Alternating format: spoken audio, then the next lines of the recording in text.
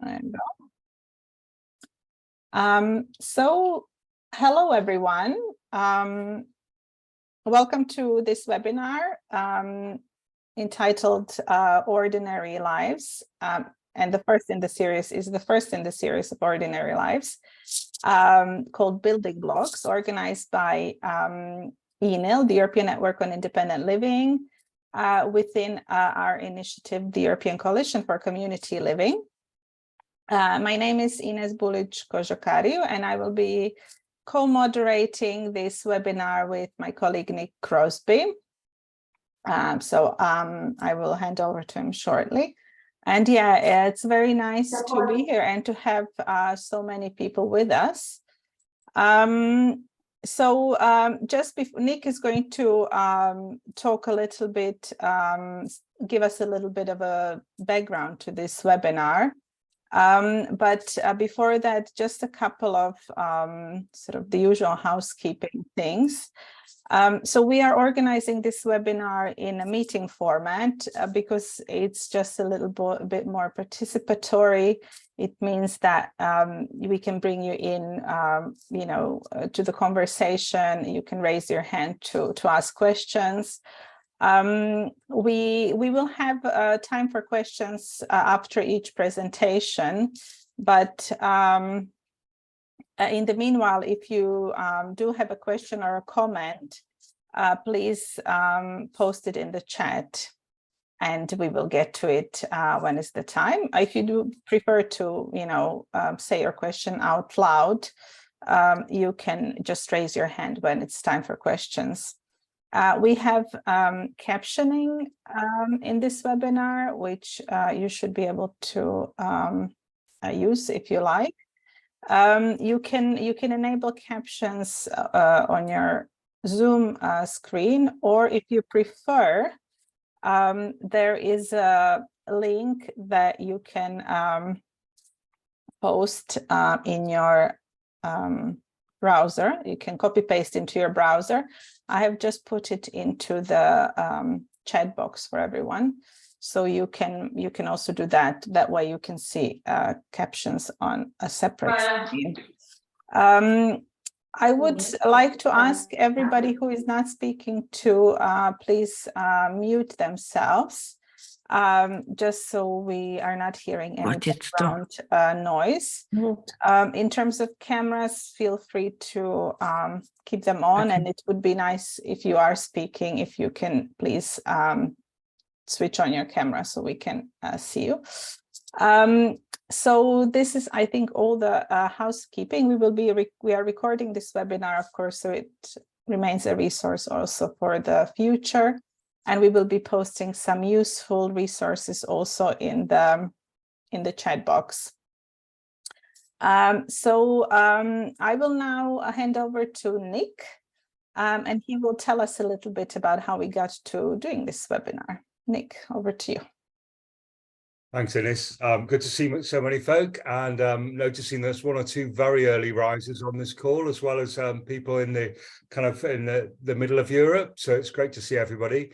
I guess this event and the one at towards the end of November come about because Ines and I were chatting back in July, and we were both, I guess we'd been in discussions where we'd heard lots of people really struggling with keeping the faith about managing to close institutions and get people out.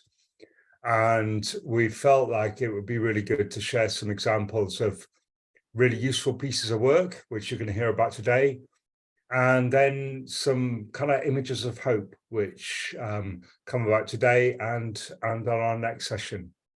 So this is really about, it's possible, I guess, but it is a lot of hard work. So it's great to see folk. I think we started these ECL run of webinars back in 2017. I think that was the first time we sat down and met, and there's one or two people that were on that very first conversation as well. So great to see everybody. Looking forward to this afternoon's presentation, and over to you, Ines, to introduce our first contributor. Okay, thank you very much, Nick. So we have three speakers today, and actually we have three presentations. We have more speakers to be precise, but the first speaker we will hear from is Fionn Frombie Angus, who is, well, Fionn will introduce himself, but I'm really happy to say that Fionn is currently an intern at TNL through the European Solidarity Corps program. We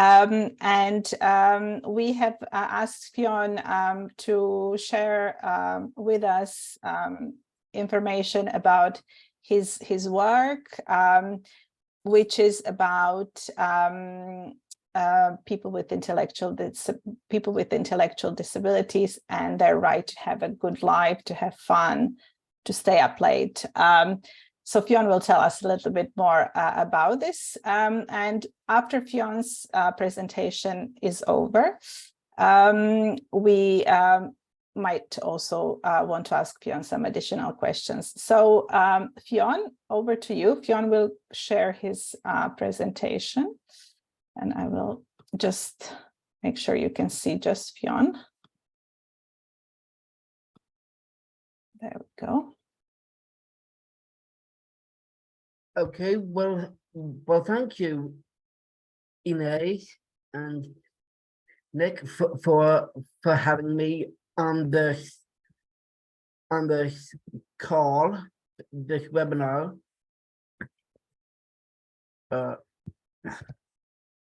Well, there we go. Yes, please. So good afternoon and good morning, everyone. My name is Fionn.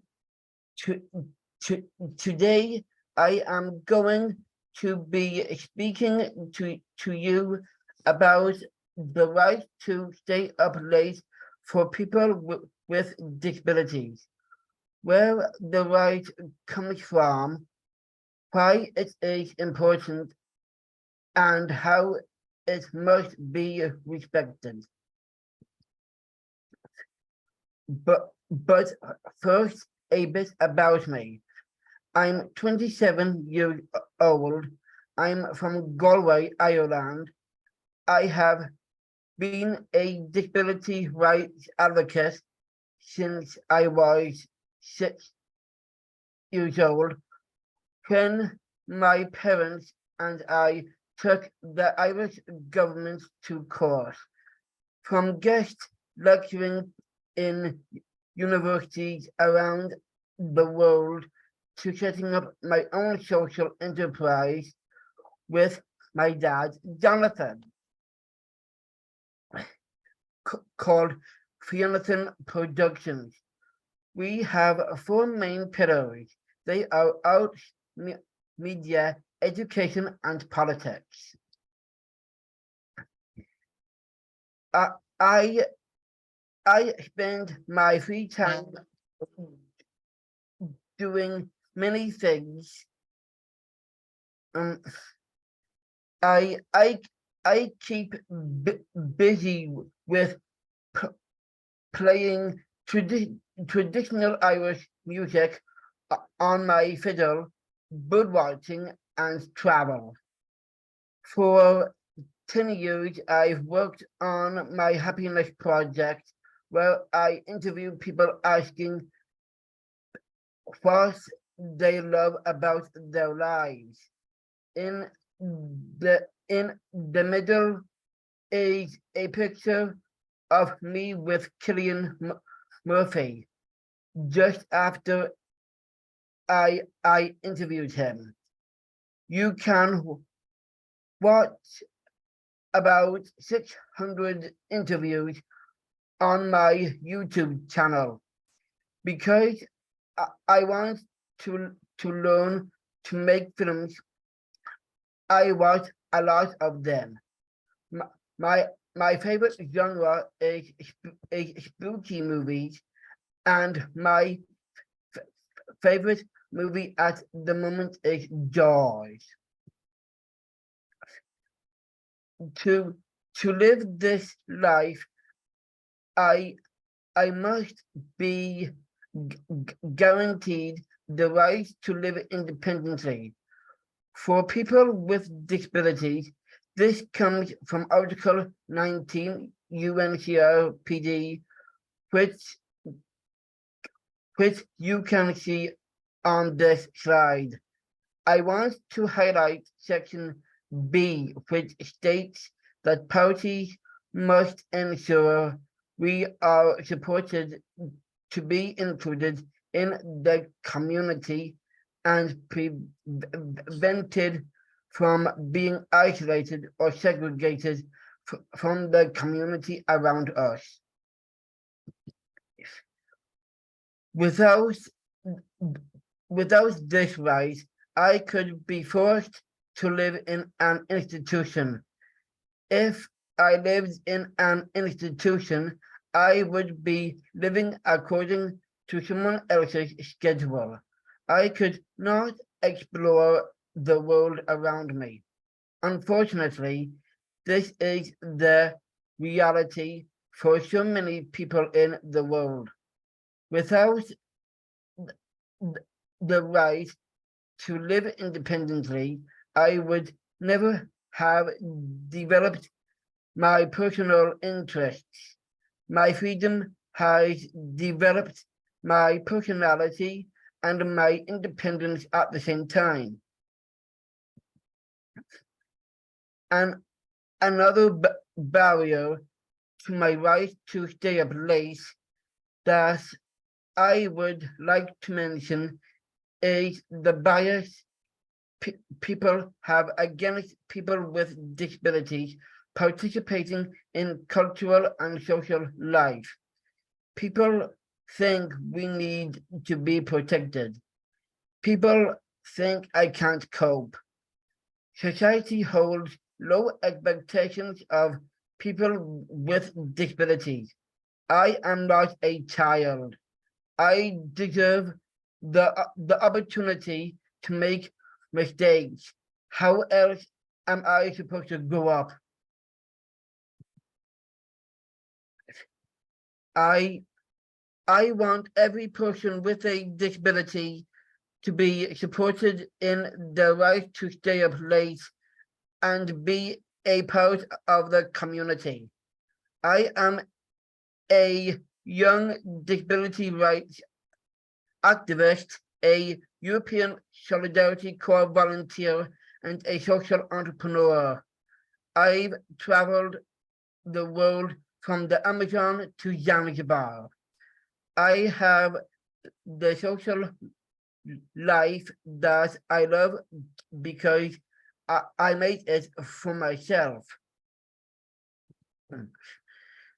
To advocate for this right and a change in society's view, I have worked on various campaigns. Here are some I support: Stay Up Late, No Bedtimes, and Gig Buddies. All of these promote the right of people with intellectual disabilities to lead full and active social lives. Thank you all for your attention. Please feel free to email me at the address on the screen. I am also adding links to the various campaigns and the website of my social enterprise in the PowerPoint, which I can share after. I look forward to the rest of today's presentations. I am happy to answer any questions you may have at this time. Thank you. Thank you very much, Jan, for this presentation. Okay, let's just make sure we can see you. Yes. Thank you very much. That was very, very interesting to hear about your work. Now we open the floor to questions, and I can see a question from Lisa. Lisa, please go ahead. Hi, Fiorin. Can you hear me? Yes. Yeah, Yeah. Oh, good. Thank you for that presentation. I was really impressed. And my question is, my son is also 27. So how could he get involved in a project like this? that's a really good question. E- Will you help me? Yeah. Well, I mean, you're going to send links to the. Yeah. Say again the names of the 3 projects. Oh, yes. So the names of the 3 that I mentioned are the Stay Up Late campaign, the No Bedtimes campaign, and the third one is Gig Buddies. And where are they active? They are active on the Stay Up Late website. Yeah, so they can be found. But Yeah. what part of the world are they? Can you find groups of people doing the Stay Up Late campaign? What countries? In Ireland, and in England, Yeah. and in Scotland as well. Okay, brilliant. Thank you, Fionn. That's brilliant. Thank you for that. And Australia, I think, as far as I know. Oh, good. Oh, yeah. Thank you. I've got a question, Fionn, because I followed your placards and your campaigning for a long time, and I'm just really interested. What when you're in the street with your placard holding up like that, and I'm Yeah. guessing it's Dad taking a photo. Yeah. What kind of reaction do you get from the people around you? Well, that's a very interesting question. I get a lot of interesting responses when I hold up those placards, those signs. Do you want to give an example? Yeah. And you Yeah, I'm mentioned to trying me think. the one where Yeah. you were holding a sign that read, "The only person who can baby." Oh, yes. That's the only person that can baby me is my girlfriend. And when you held that sign up, Yeah. a woman walked by, and what response did she give? Oh, She actually thought Yeah. that was cute, and she said, She did. "Aw," which was exactly the opposite of the sort of exactly. response you were looking for. Yes. Yes. Because I guess just for everybody online, and the stay up late things is something I've followed as well. And just it's, Fionn, you can put me right. It's about saying that lots of people with intellectual disabilities live in residential care or residential houses, group homes, where the staff say that you have to be home by 9 o'clock in the evening, or you have to be home for the shift change because you have to be here when we change workers. And stay up late is saying, actually, we're people and we like to be out in the community. And if our favorite band ends at 1 o'clock in the morning, we're going to be coming back at 1:30, and we might be a bit wobbly at the same time.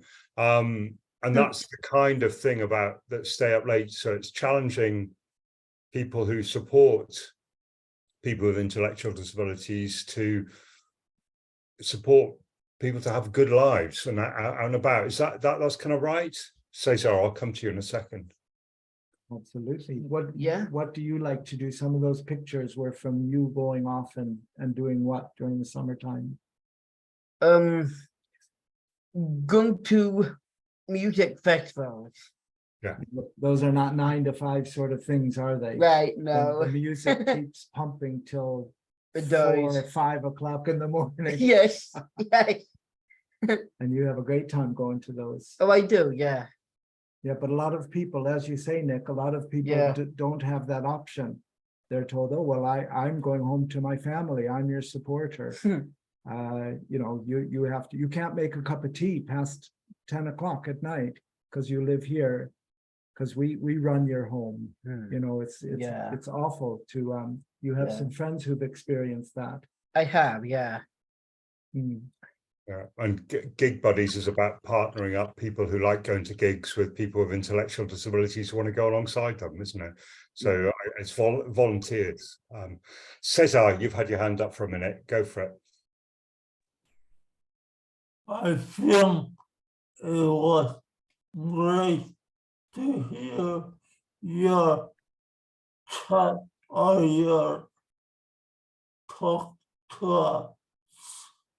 I only had a question for you, and that is, do you feel that you are somewhat special among people with intellectual disabilities, or is the average person with Down syndrome like you capable of living independently and doing their own thing, like staying out late, for example? Thank you. Okay.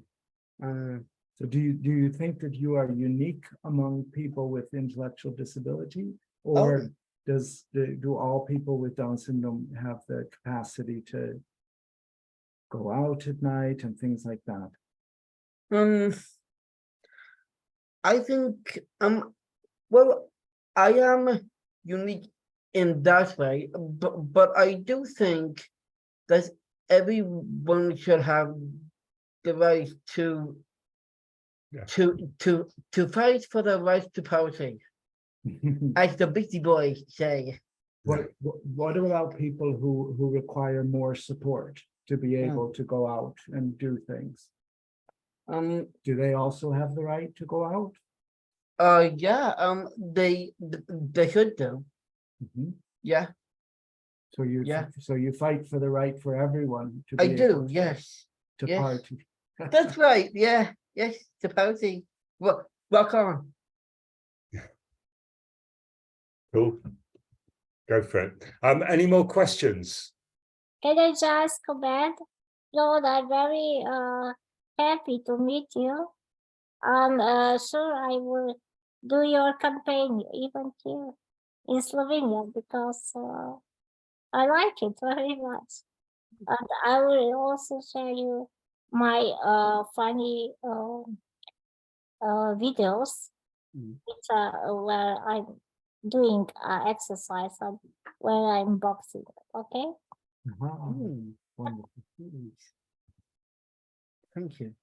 I think we can definitely share information across to you, Elena. And I have tried. It's not for want of trying to get it into Slovenia. So yeah, we'll kind of link Fiona up with you, and all power to you guys. Yeah, you have more luck than I will. Julie, you've got a question. Yeah, hello. I'm also following your Instagram profile, and I'm sometimes sharing some of your content on our independent living page. So I'm a huge fan, and I have like one comment and a question. The comment is, I think we got a big disadvantage in Europe because we've got so many different kinds of languages. So people in Austria who don't speak English don't understand your content. And I also found great content from other countries where I don't understand really what they're saying, but I just assume what they might say. So we are very split apart. That's very, I'm very sorry about that. But my question for you is, what's your strategy? Like, how do you think that you can reach as many people as possible? Because I think you reach really many people who do not usually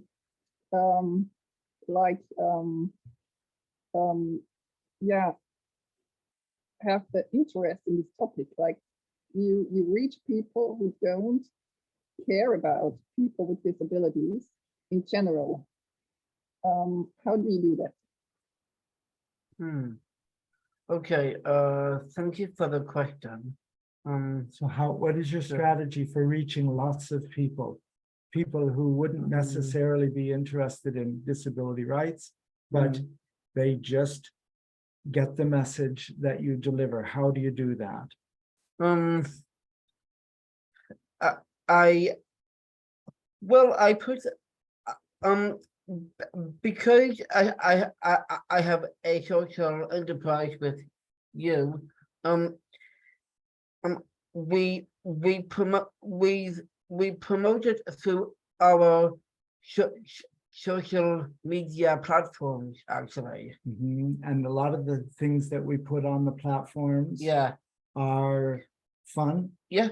Or Yes. or silly stuff, yeah, or like pictures of you enjoying life. yeah, And we often will slip in really important messages yeah, between the jokes, yes, right? yeah, that's right, yeah. And what else is really strong in your messages, even though social media sometimes makes it hard to really make a strong connection, Right.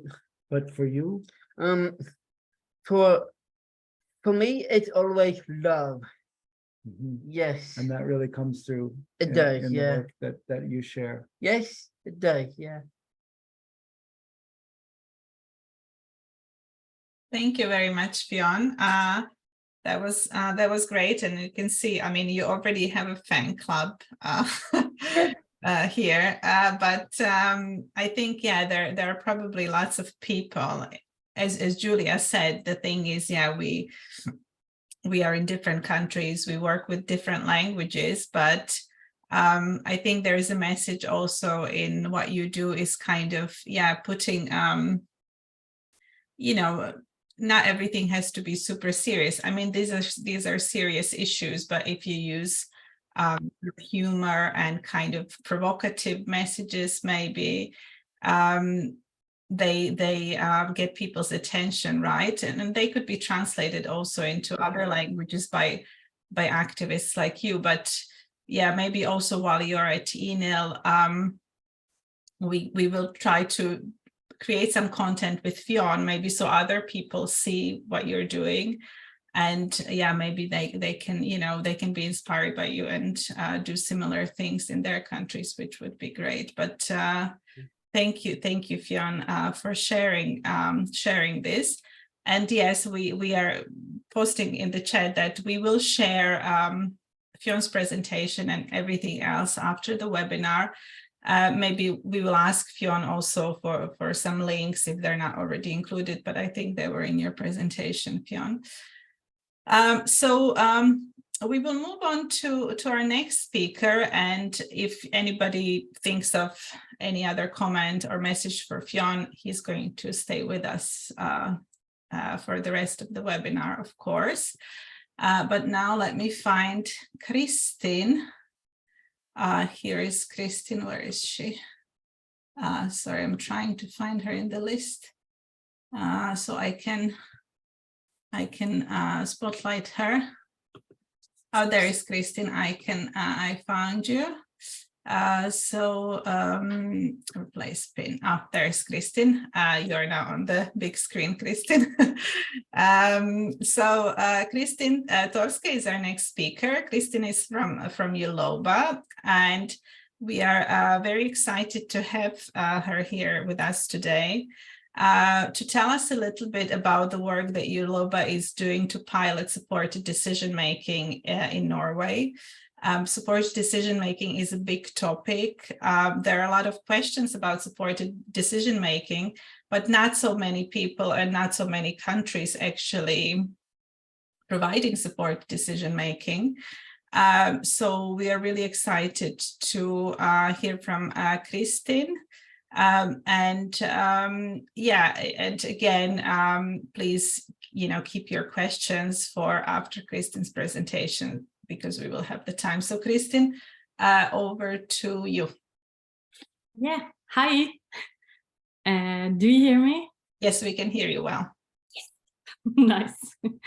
Okay, so I'm thrilled to be here talking with you, and I want to say thank you to Fionn for a very enriching entry. There are many things that I can recognize from Norway also, that you are talking about.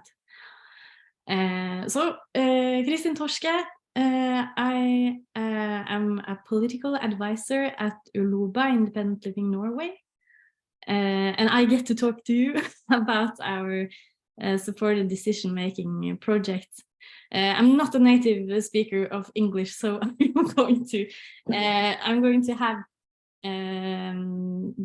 our project report in front of me. So sometimes I'll read a little bit just so that the entry doesn't disappear in me trying to find the right words. So first I would say a bit about Uloba's view on supported decision making. And please, if you want to, or if there is anything I should adjust, Ines, please just take the word and ask me to, because I'm not. Kristin, but it's perfect, and your English is perfectly fine, and we can understand you well. So just go ahead. Thank you so much. I will post the link to your report in the chat, but of course people should listen to you now, not read it. You can do both, but super duper that you want to distribute the link, because I was going to say that we have written a project report, and the English unabridged translation of that is available online, so you have the opportunity to read further if you want to. Yes, to start with, I just wanted to say some words about what supported decision-making is, or how Uloba and our project has been seeing it. And that is like, we all make decisions, big and small, about our lives on a daily basis. Like, yeah, what clothes should I wear? What should I make for dinner? What should I eat out in a restaurant? Where do I want to work? What will it take to get such a job? Or where do I want to live? Like small and big questions. And when we ask people we trust what they think we should choose, for example, when we ask the waiter to recommend us a dish, wine, dessert on the restaurant, or if we call a friend and say, I haven't got a clue on what to do, what should I do? Then, or when we ask someone to explain something to us, like we have received information, we don't quite understand it. All of these situations and many, many more, we are receiving decision support, because we ask someone who sees it from another perspective, or perhaps someone who knows more than us about a certain topic, about information or about advice. So decision support is completely everyday normal for everyone. But some of us need a more formalized form of decision support, and that is what we have been trying to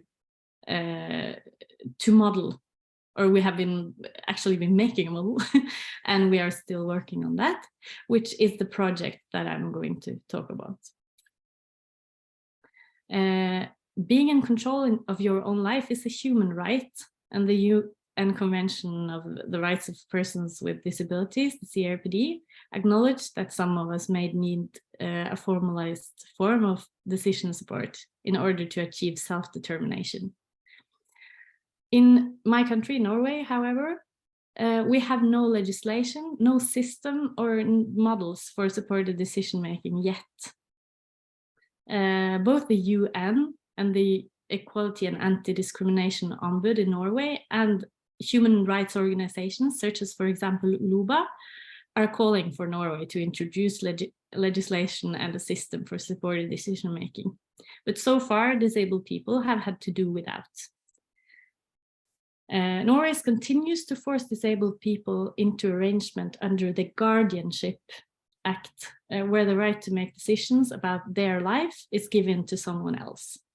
the Norwegian authorities are working to change the Guardianship Act and have developed a conversation technique for guardians to use when providing decision support. And this technique is called seeing the other, and it is actually only voluntary training that is offered to the guardians. Uluba doesn't think that this really helps because we need a new legislation that actually lifts the rights to support decision making, because guardianship will always sort of place the self-determination onto somebody else for the person. And also such techniques, as I mentioned, would exclude everyone who has no explicit form of communication, because some people communicate by spoken language or sign language, but others have an implicit communication form, such as body language and gestures and sounds. So we were asking ourselves, how could good decision support be provided? I'm sorry. I want to be reading the right things. And we found out that there should be, the UN has asked us, Norway, several times to swap the guard, or to get new legislation, as I mentioned, and now it's happening. I'm searching for words. Don't worry, Chris, just take your time. Really good. Replace, the word I'm searching for is replace. Don't worry. The guardianship legislation with a system for supported decision making. And Uluba has worked and are still working on this model of supported decision making boards.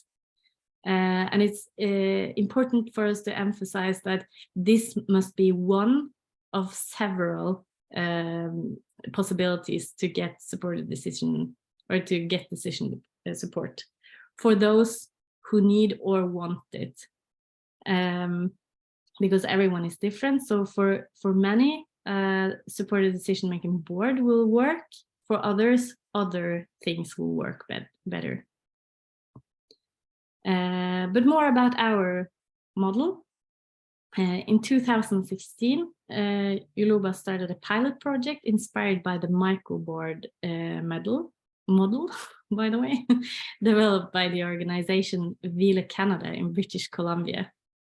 Microboards give disabled people the opportunity to take more control of their lives by receiving individually adapted support from a microboard of close persons.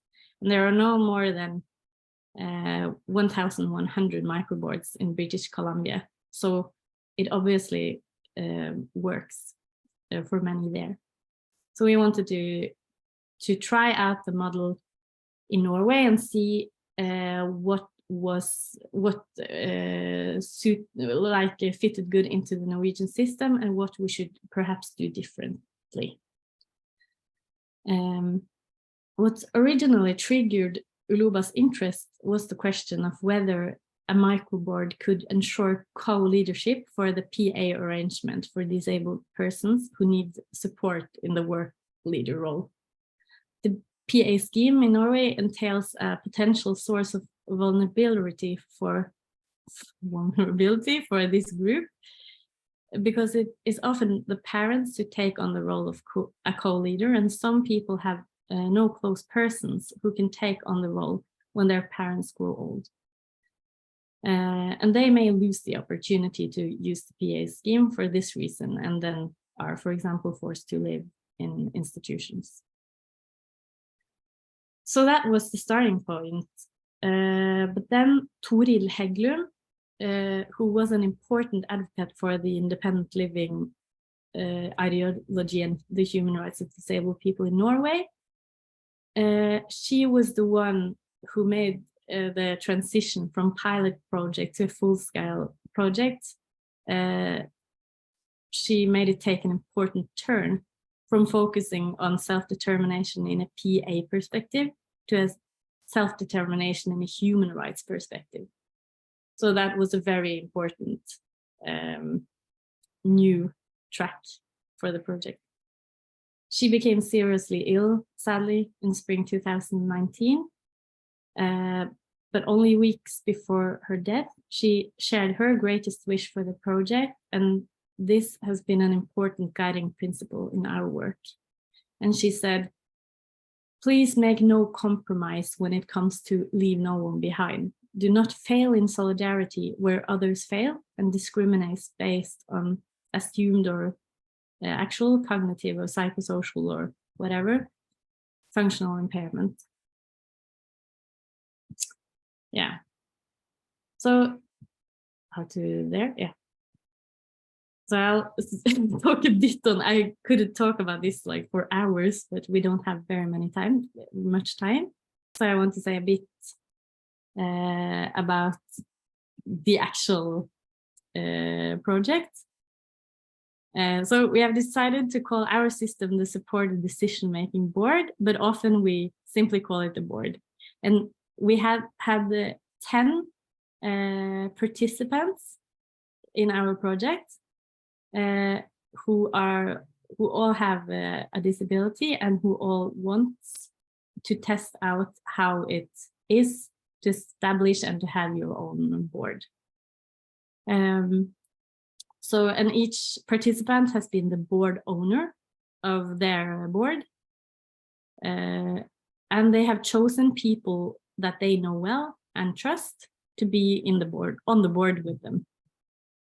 Some of the board owners have had help choosing their board, but then from someone who knows them well and who knows a lot about who they trust and who can see who can provide them with decision support out from their own values. So the people who have been part of the board together with the board owners, we call board members, or just members for short. The members' job has been to help the board owner with anything they need to be able to make decisions about in their own life. And some boards meet often and others less often. Uluba think that it is important for board owners to be part of the board meetings if they want to and are able to. Most of the board owners have taken part in the meetings during the project, but not all. The members were not paid to be on the board. They have had a duty of confidentiality, which means they are not allowed to talk to other people about things they talk about on the board meetings, unless, and this is an important exception, unless the board owner wants or needs the members to tell other people what the board has talked about. In Uluba's model, the board should have more than 2 members, and many boards of the project have had 5 members. Yes, and the relation is the most important qualification to be a board member, so that the board owner and member knows each other well and trust each other.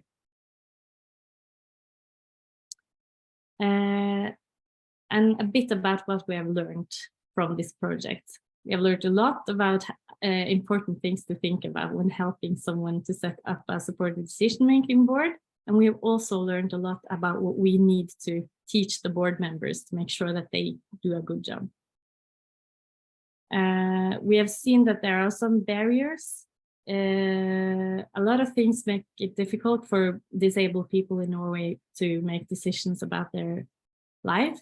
And the reason for that is that disabled people are discriminated against.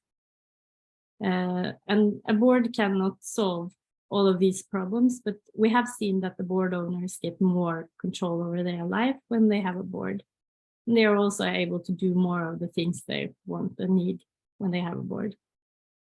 We have also seen that it can be a good idea to set up a board while the board owner is still a child, because in that way people get to know each other well, and the board owner gets to practice making decisions.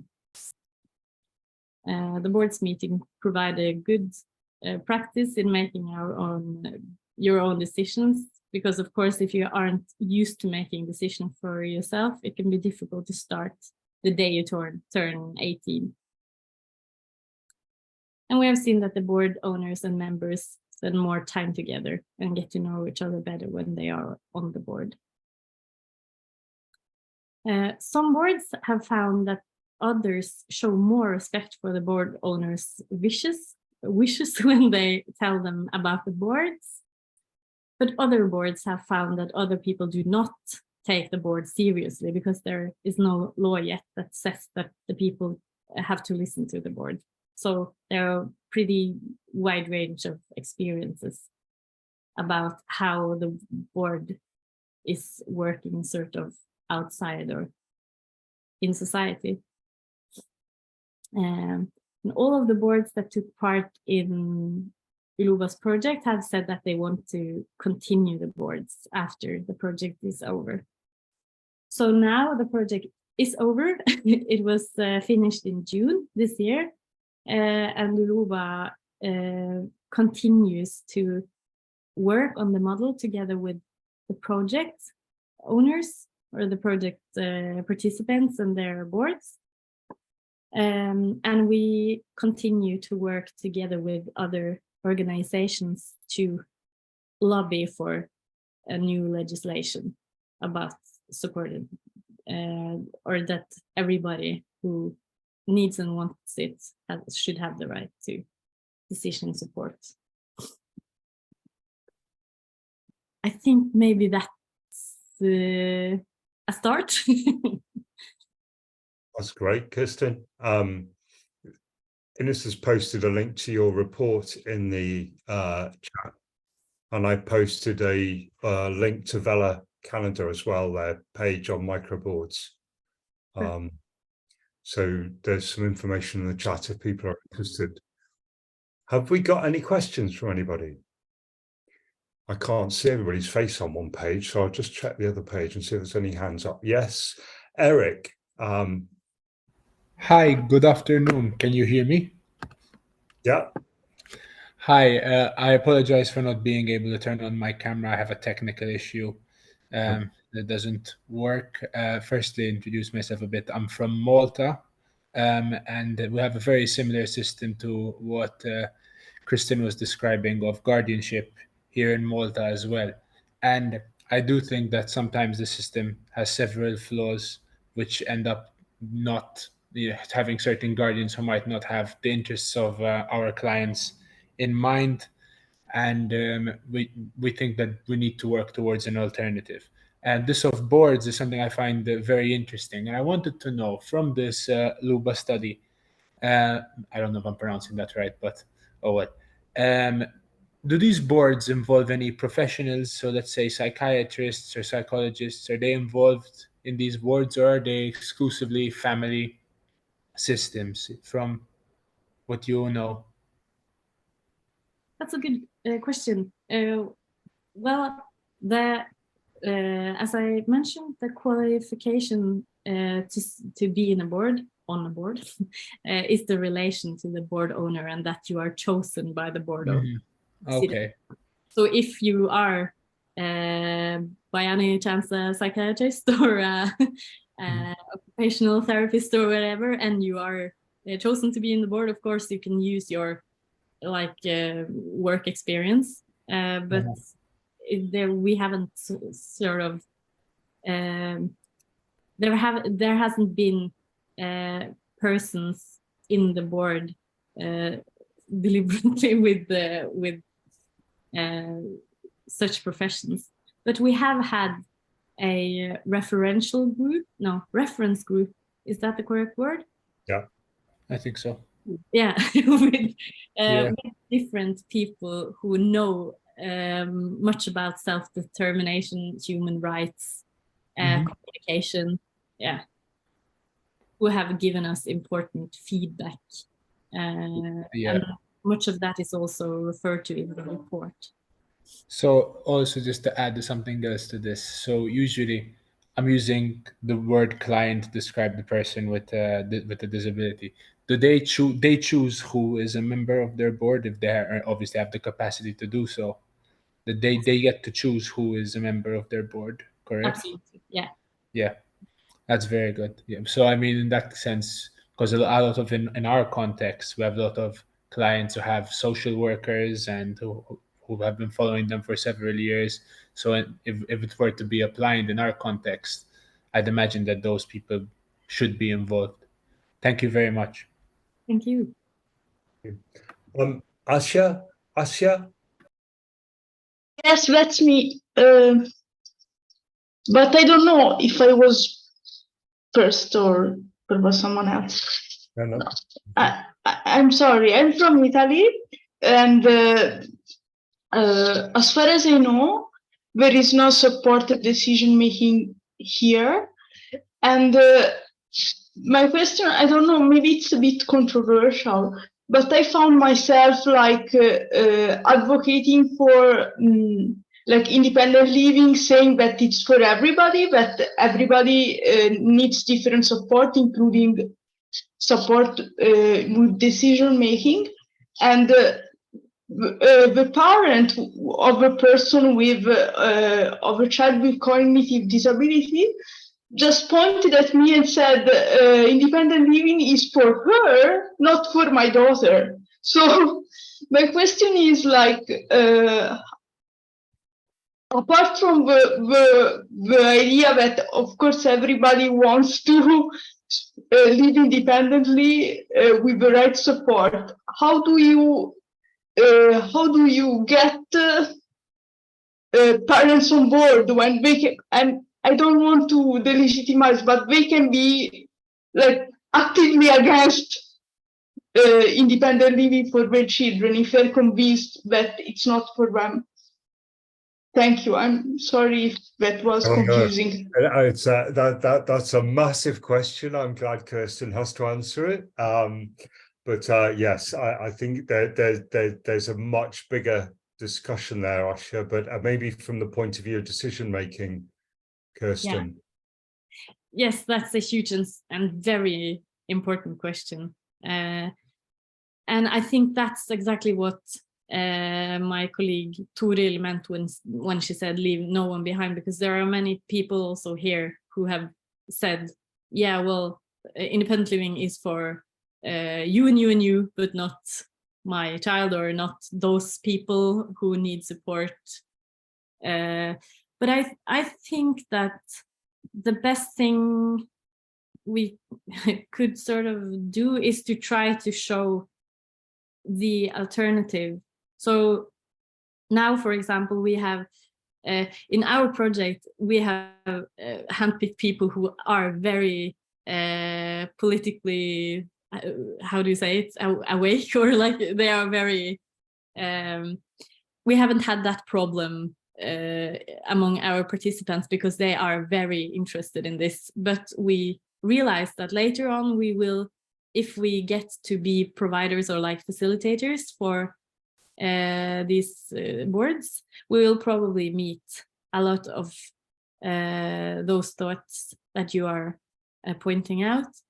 And I think that showing different ways that it is actually possible is the best way to change those points of view, to show that, yeah, but you don't have to have an explicit form of communication to have a job.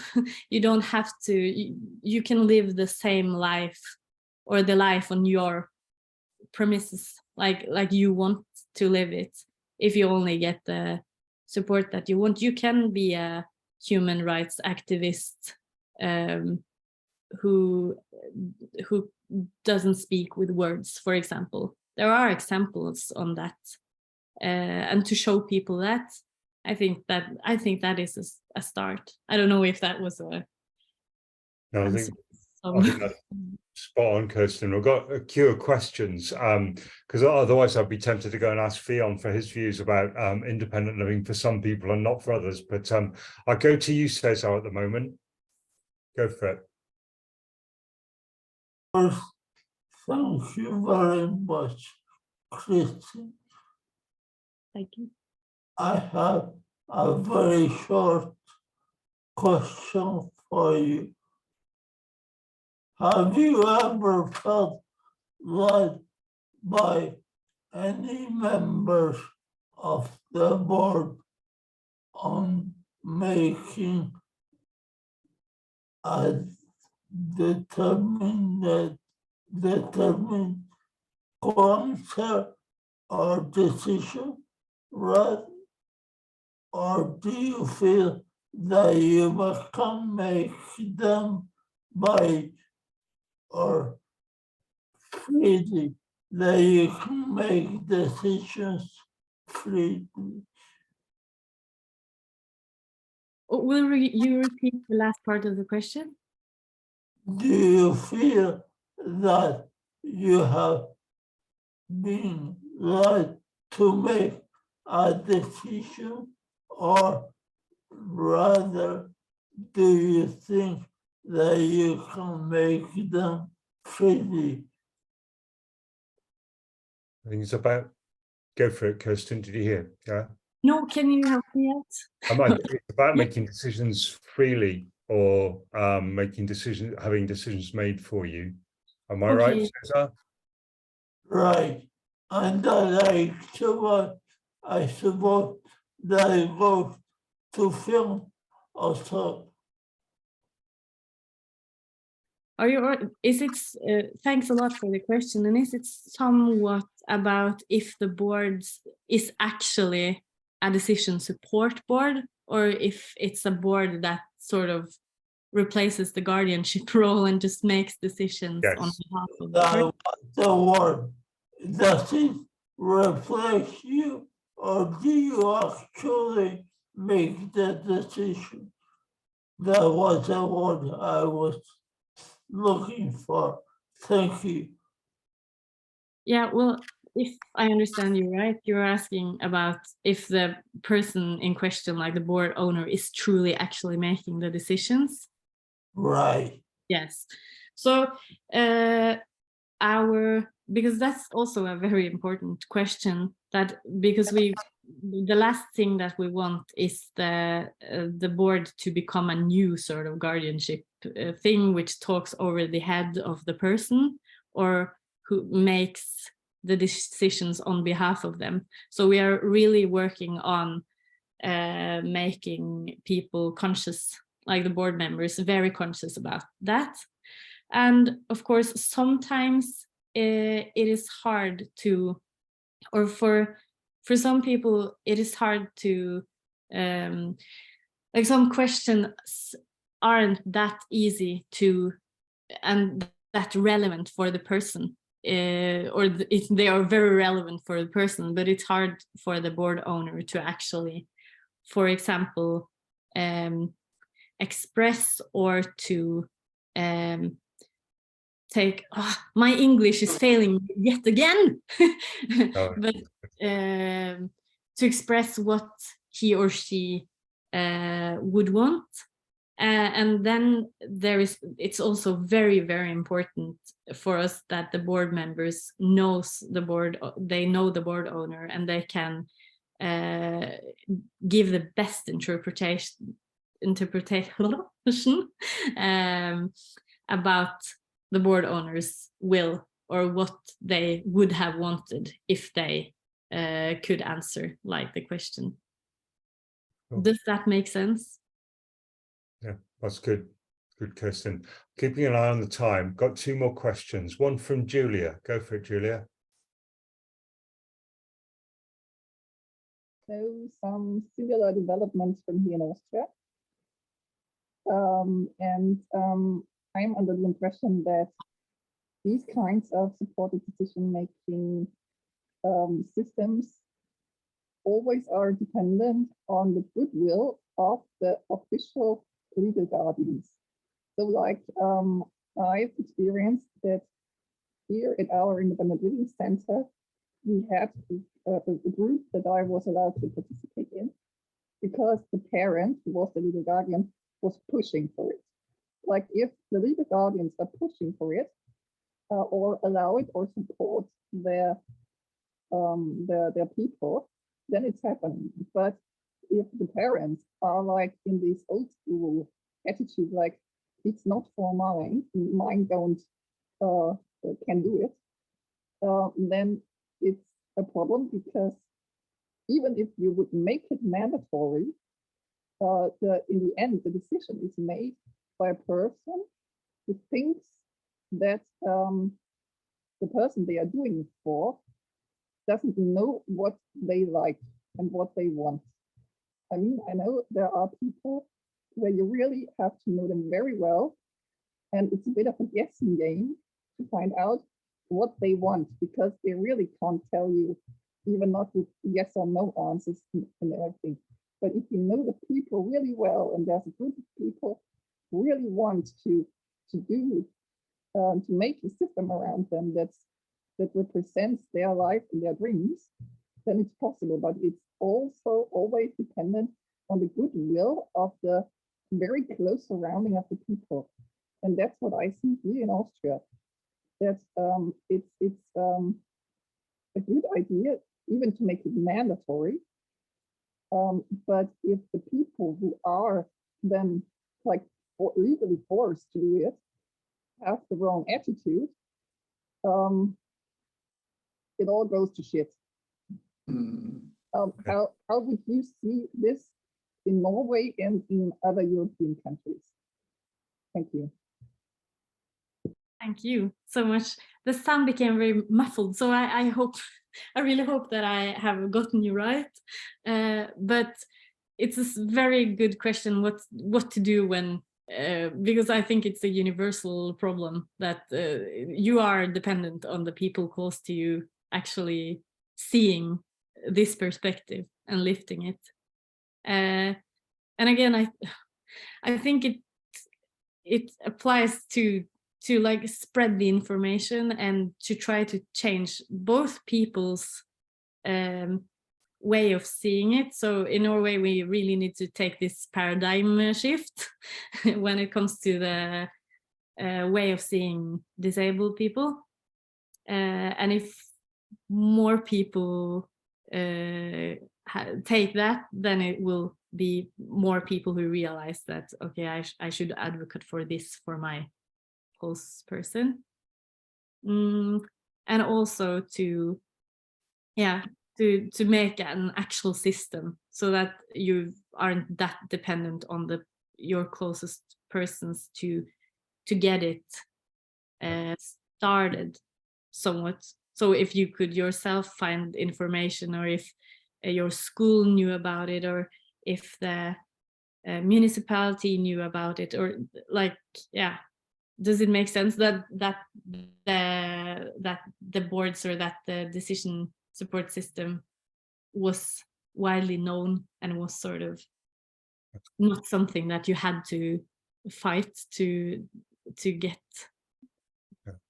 Thanks, Kirsten. Lukasz, really quick, last question. Good to see you. Yes, thank you. Good to see you all. I have a question. Because when someone would like to take advantage of the supported decision making, the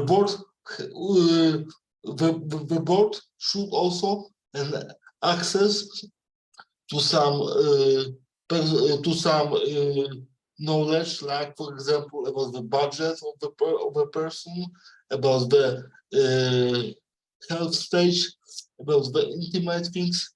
What is your solution to cope with having access to such sensitive sensitive issues? Yeah, that's also a good question. Thanks a lot. People have been doing it differently. For some, it's not that relevant to discuss, or like that's not the things that they want or need to discuss in the board. But for some others, there are, and then they have, for example, the one person who knows about what is relevant, sort of. For example, a parent or a brother or whatever, can share the information that is relevant. But we also are very preoccupied with that. The information that is necessary can be shared, and the information that the person, the board owner, wants to be shared can be shared, but not more. So also to be critical about that. Like, okay, is this, if for example the board owner has an implicit communication form and can't express their like will in detail about such things, then okay, is this necessary? Is this something that the person would want a whole board to discuss or not, for example? Mm. Thanks, Kirsten. It's like a need to know. Need to know basis. Yes. Need to move on. Thank you for all the questions. I think you could probably do a workshop just on the supported decision making, Kirsten. It's really good input. Over to you, Ines. Thanks, Nick, and thanks a lot, Kristen. That was great, and your English is really very good. But yes, I was also going to say we could consider doing a workshop just on supported decision making. Because there are lots more questions, I think. So we will see if Kristen is up for that at some point. But we stop here now we have one more group of speakers. Thank you, Kristen. And these are colleagues from Slovenia, from YHD. And we will hear from Claudia Poropat, from Elena Pečarić, and from Domen Retelj about their handbook on personal assistance, which is a really useful resource. And we are hoping also it might inspire, similar kinds of resources in other countries. Where now I need to find them, but I will hand over to them. Hello, everybody. Hi there. Let me just find you so I can pin you. So I can see Elena. Hello. Domen. Claudia. I can see both now. And Domen. There we go. And I will. So go ahead and yes, maybe you can introduce yourselves, but I didn't say they are all from Slovenia and are great friends. Go ahead. Hi there, my name is Domen, and together with Claudia and Elena, we will tell you something about the handbook that we published. The title of the handbook is simple. It is called Personal Assistance. In 2019, in 2020, it was published in Slovenian language. And last year, we provided the translation into English language. That was a part of the project, Personal Assistance as a Key Tool for Independent Living and Social Inclusion of People with Disabilities. So that was founded by the EU, and actually a Turkish organization got in touch with us, and they wanted to have the translation because of their struggle for personal assistance. And of course, we agreed that the handbook is translated, and we with the great support of Enel, of course. And Yeah. without Enel, we could not manage to translate it in few words. Yeah. Thank you, Claudia. And yeah, now it is published for free on our website, so you can download it for free. So the chapters of this handbook, they talk about different things. For example, it starts with what is independent living, the philosophy of independent living, what are most common barriers to independent living, and one of those barriers can be language. So there is a chapter about the language and identity of the disabled people and their history. So about their struggle for independent living and personal assistance in the world, and of course the largest part is about the struggle in Slovenia.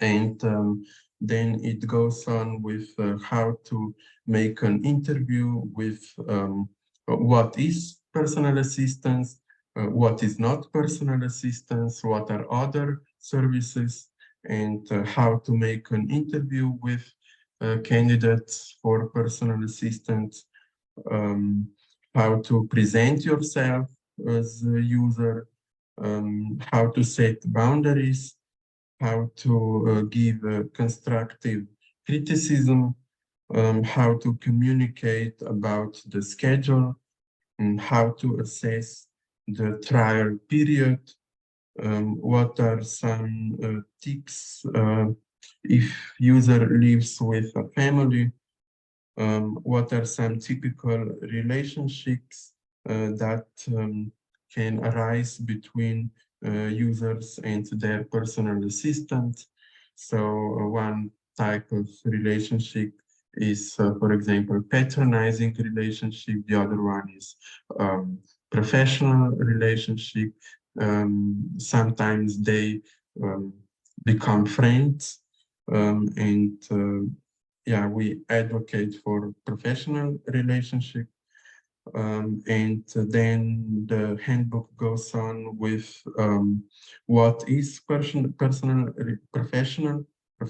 relationship, what are the characteristics of the assertive behavior, what are some typical conflicts that appear between users and personal assistants, how to prevent and solve those conflicts, what are some type of typical abuses, and how to recognize them. Then there is also a chapter about family members as personal assistants, and some other challenges that appear in providing personal assistance. What is the role of coordinators of personal assistance, how the service is supervised, and for the English version, we added some footnotes with some specific information. For example, what are the number of users in Slovenia, the number of personal assistants, so some information that are not generally known by the European or foreign public. So this was about the, let's say, the structure of the handbook, the content. And please tell how many pages we have. And we have also for every photo has yes, every photo has a technical description. So in this sense, the handbook is accessible to people with visual impairment. The handbook has, I have now here the Slovenian version, which is the, real book, not just the online version, and it has 189 pages, and all examples. There are many examples in the handbook, and they are marked with yellow, yellow clouds, yellow background, and all those, without exceptions, all those examples are true.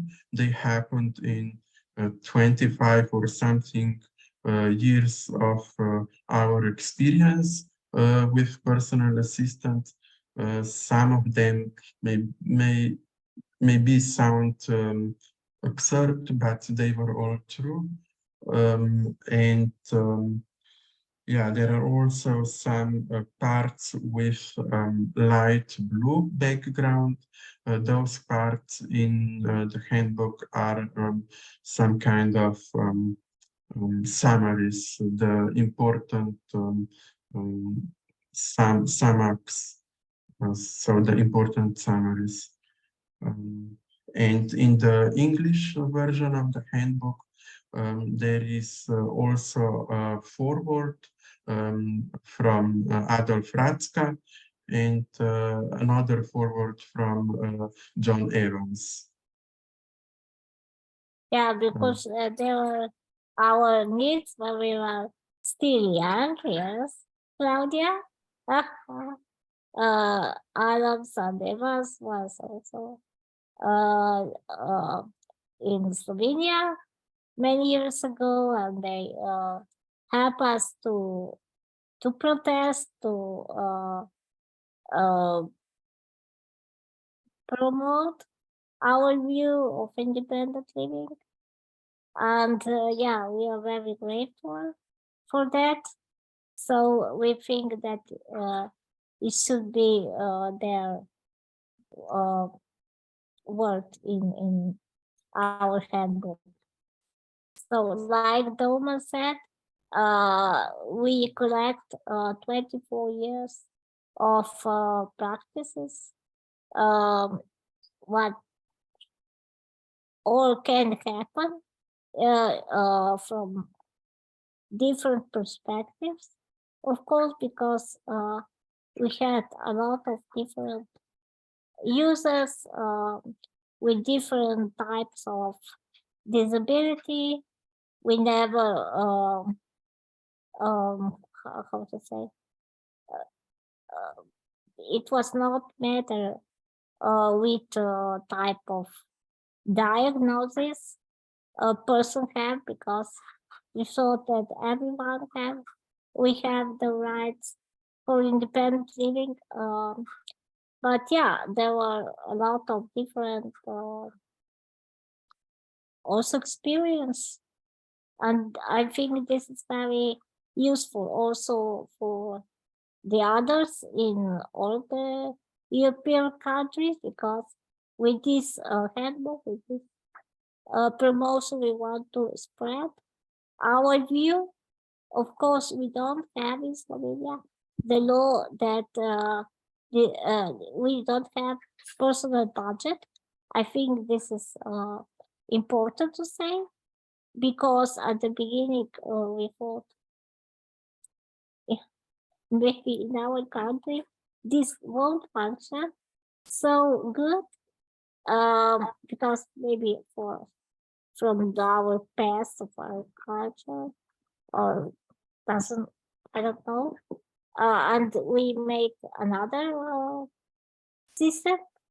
Maybe this can help also in other countries to find a solution, but this is not our point. This is a decision of every country. But our message is that you have to do your own model and then spread these ideas. Yeah. Claudia. We don't hear you. Sorry, I'm opening the mouth, but nothing is coming out, actually. If I can add to what Doman and Elena said, for us, it was also very important to that the history of independent living in Slovenia and also wider is a part of this handbook, because now when we have the law as an individual right of a person, the law of personal assistance, we saw that not everybody actually knows what independent living means. And after the law became a right, a lot of new service providers pop up from nothing, because there was the money at once. And a lot of them are providing personal assistance as a kind of care service. And this is actually very wrong. And we had quite a lot of problems with this interpretation of personal assistance as a care service, provided as a care service, and also sometimes also asked from the users to provide them personal assistance in a kind of care. And we try not to fall into this trap, because this is a big trap for personal assistance and independent living movement. Because the state can say, yes, we provide you services, but then you see that you cannot make autonomous decisions, and the decisions, even if they are done in your home, are made by somebody else. And we think this is quite wrong, and that's also why we are now again fighting for the right interpretation of personal assistance and independent living. And we think that this is, like also Elena said, we never exclude any kind of medical diagnosis. We just always had to do some evaluation on a base of a talk. But now everything is going in a very structural way. Everything is going in a way of putting on normatives, putting on structure, putting on already done schedules. And like an institution. Like in institutions, but it's happening in the home of the people, but it's a kind of institutions. And we always, when we fight for the right of independent living and personal assistance, we said there is no one model. There is as many models as there are people living in this kind of way. But not a lot of people are embracing this. And sometimes we are also criticized also from a user's point. They say that we expect too much from them, that they don't want to do all these decisions by themselves, and it's more comfortable if they let these decisions to be done for them. And we try to explain this is a trap, don't go that way. You must do decisions by yourselves and learn also in a good and bad way, that from your mistakes, you must do your own way, like everybody else. It's not just rights without responsibility of taking those rights. So maybe we are still radicals in this way, but we will also stay in this way because we think this is a right way. And we don't think that even if the service providers are good and they understanding and they provide everything, this is not good for people. People must learn to run their own life with good practice, with bad practice, with good exams. That's also why we collected all these practices in 25 years. Because every time we have done some mistake, we wrote it down and we try to learn something out of it. We think this is a good way. So I don't know, maybe you have some other solutions, and we are glad also to hear about them.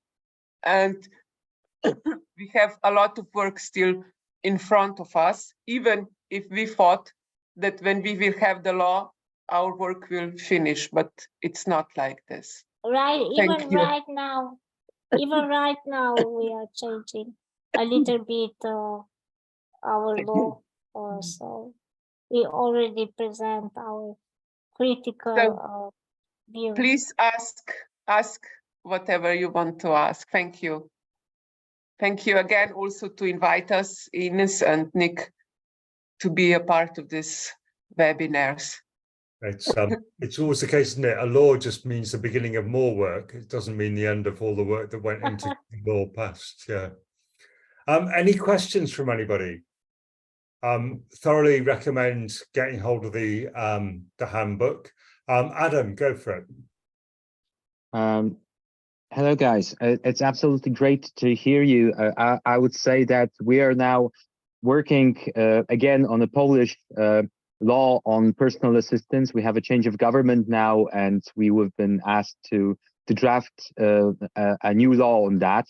We have 2 weeks to make that. So we already have a draft that we've made in four nights, but yeah, we have 2 weeks. So the thing is, one of our questions is that how do you see the best option to assess needs in terms of the thing that we were asked, how can we make sure then when we have a number of people that will want personal assistance, that we can assess reliably the needs and still not do it in a strictly medical way? So do you have any, I know it's very hard. I've read nearly all of the things that you had on the web pages, also the assessment, procedures. But one of the thing is that, what's your take on that? I know that it's hard to not go into bureaucracy, but then again, politicians ask us, we need from your side some kind of materials. How do you do it? Yeah. Sorry, before the law, we had our practice 24 years.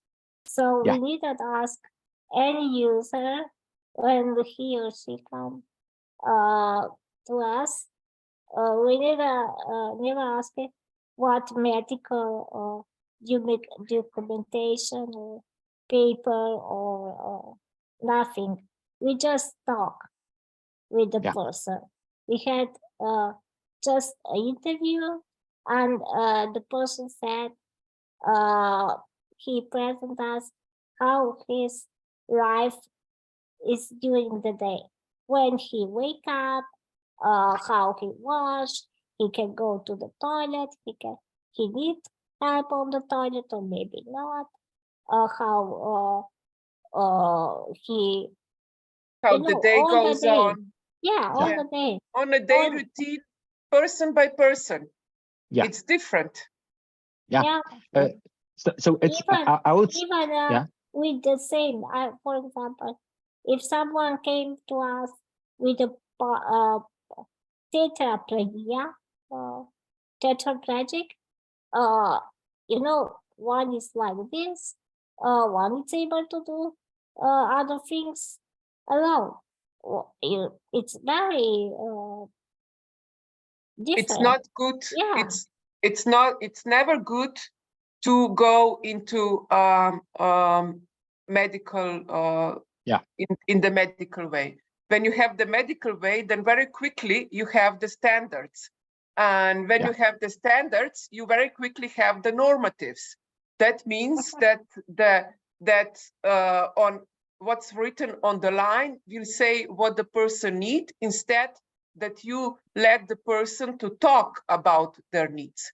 Because it also depends on their daily routine. What are they doing? Are they studying? Are they working? Are they having fun? Are they do they like to go out? Do they like to stay in? At home. It depends, and I think that all the evaluation tool, it's very hard. Of course, it's very hard to do an evaluation tool in a way But at the beginning, we tried to do this in our way, but then we find out that the people who were called to be like an expert were just disabled. They were not expert users of personal assistance like we had in mind.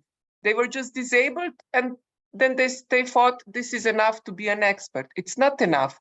You must have the experience in the services you are providing, promoting, evaluating, or so on. I think it's not enough that you're just disabled. And unfortunately, our system in that way went in a completely bad way, went in a way that the friends evaluating friends on a base of what they know or what they want, and not really what it's needed. So I'm sorry, we have to say it went in a wrong way.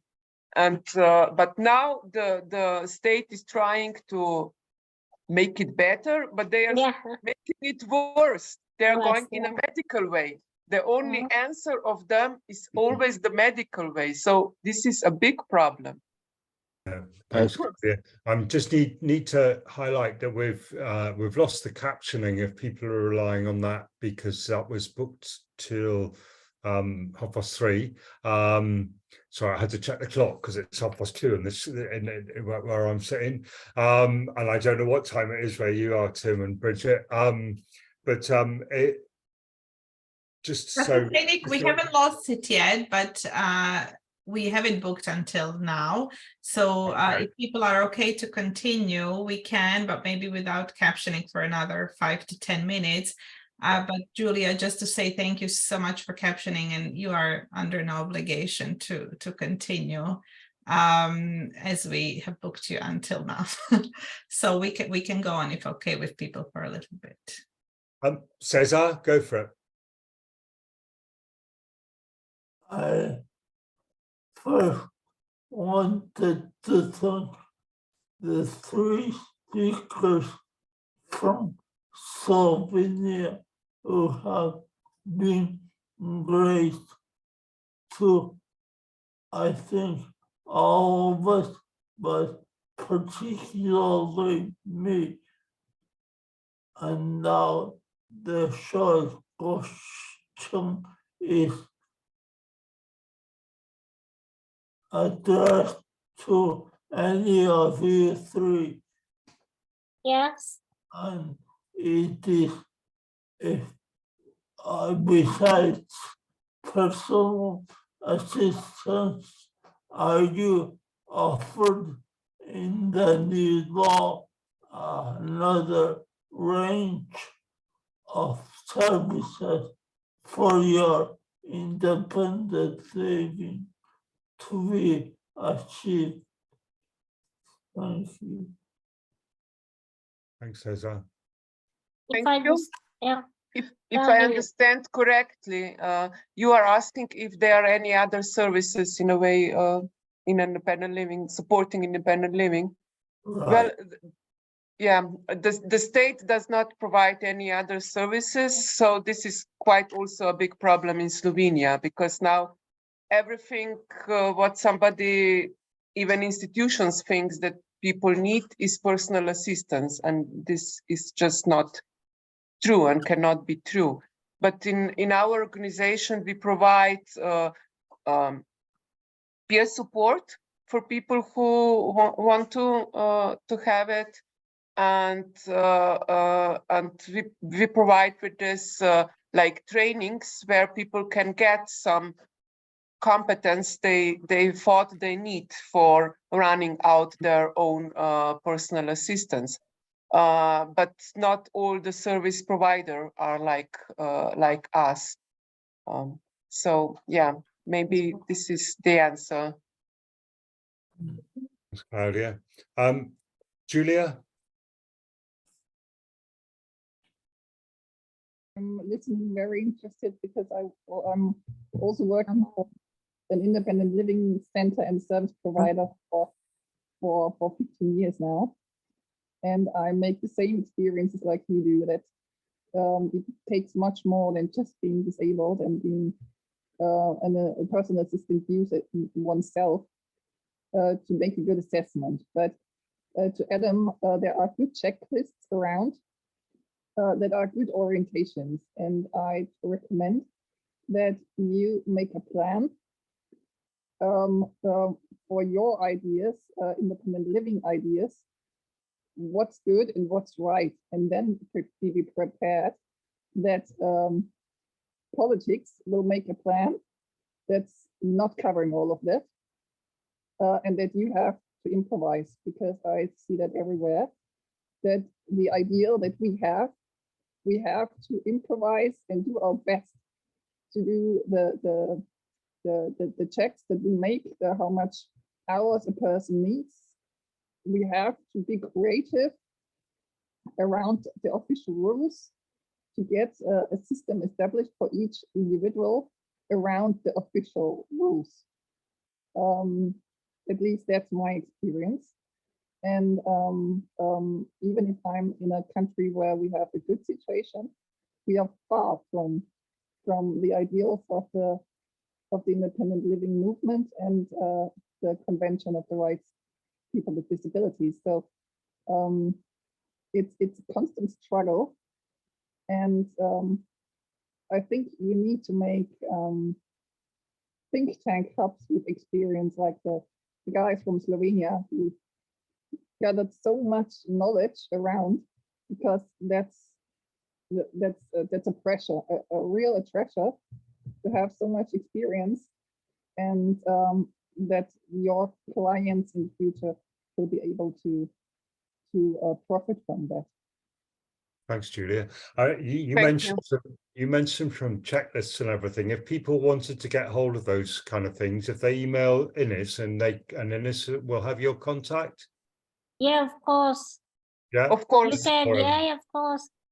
We can send you also our critics on this new law, change the new law articles that we made, and also we want to take this handbook like a tool to make pressure on your politics and even MPA in the European Parliament, because I think now it's also the time to push forward to make I don't know, European or some law of independent living that should be implemented in every country. I think we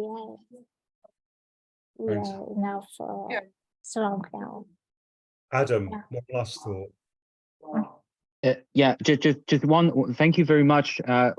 We know that the problem with when we have a number of people with very different needs, to assess it sensibly so that it can be implemented as a law, not as a pilot project, just as a countrywide law. And one of the things we were very inspired by is that in the initial law that you passed in Slovenia, was that at least one person has a similar disability to the user that is applying for the PA. So I know that they changed the law, but what would you what would be your recommendation on that? Not a Yeah. similar disability. No, No, sorry. this is a wrong okay. interpretation. Yeah, Not a similar disability, but that expert. one member Yeah. of the commission should be expert user. Okay, expert user. Okay. But expert user does not mean just that you are just Yeah. disabled. Expert user, it's much more. It's than much that. more. Okay.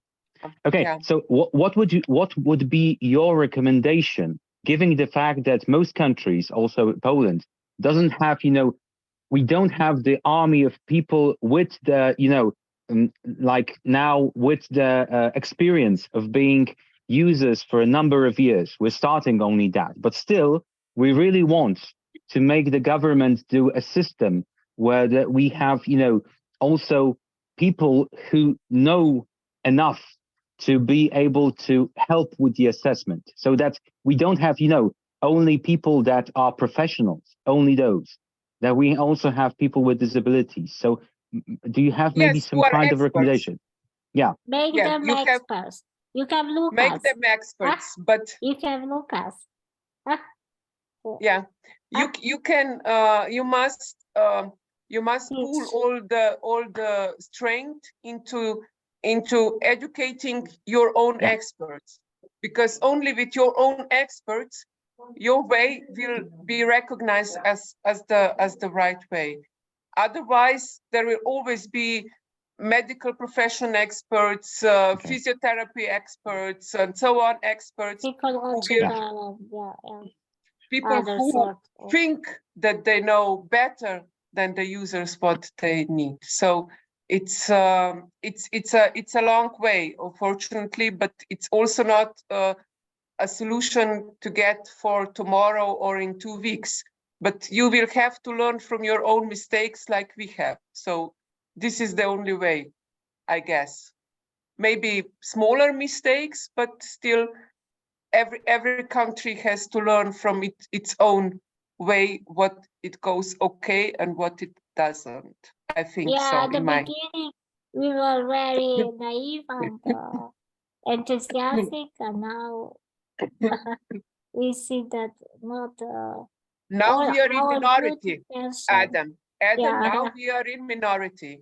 Majority of the service provider are taking Personal Assistance Act as a service, social service, and also trying to push it forward as it is done in institutions. So we must still watch out what happens when the law becomes a right.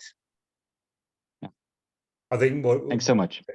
The biggest clearest thing is having an organization with the voice and the strength of the voice as YHD involved in the process. At least there's a voice at the table, and often it's in many countries that voice is not listened to as much, but that's down to the guys in YHD, I guess. I'm really aware that we're way over time, and there's probably loads more conversation to be had. It's almost like it's a rare occurrence where we all get together and have a chance to talk all these things through. And Ines and I always scratch our head, is half an hour with questions long enough? And I think we've proved today that it probably isn't, but maybe what we're showing as well is that there's a lot of interest and a lot of need to link up more.